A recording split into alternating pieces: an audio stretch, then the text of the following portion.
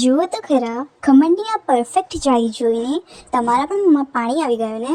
જો તમારે પણ આવું સોફ્ટ ખમણ બનાવવું હોય તો આ વિડીયો આખો જોજો. ચાલો તો સ્ટાર્ટ કરીએ. સૌથી પહેલાં 2 કપ જેટલો ચણાનો લોટ છાણી લો. એમાં 2 ચમચ જેટલી સૂજી નાખો.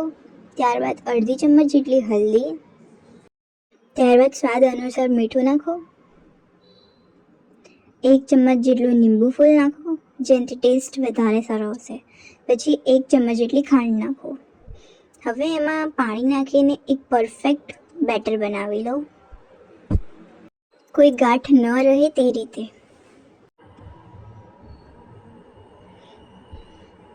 બેટર રેડી થઈ જાય પછી એને 10 મિનિટ માટે રેસ્ટ આપો.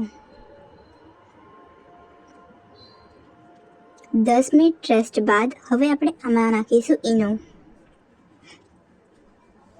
ઈનો નાખ્યા બાદ એમાં 1 ચમચ જેટલું ગરમ પાણી નાખો અને એક જ દિશામાં ફેરવતા રહો. જો અગર તમારું બેટર પરફેક્ટ સ્મૂથ બની જાય તો આ નિશાની છે કે તમારું ખમણ સોફ્ટ બનશે. હવે કન્ટેનરમાં ઓઇલ લગાવીને એની અંદર બેટર નાખો. હવે એને 20 થી 25 મિનિટ માટે સ્ટીમ કરી લો. જુઓ, આપણા ફૂલેલા ખમણની જાળી જોઈને તમને મજા આવી જશે.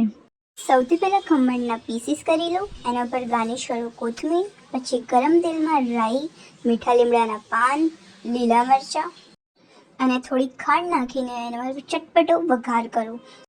તો જોયું ને, કેટલું સહેલું છે આ પોચા સ્પોન્જી ખમણ બનાવવું. તમે પણ આજે જ ટ્રાય કરો અને મને કમેન્ટમાં જણાવજો કે તમારા ખમણ કેવા બન્યા.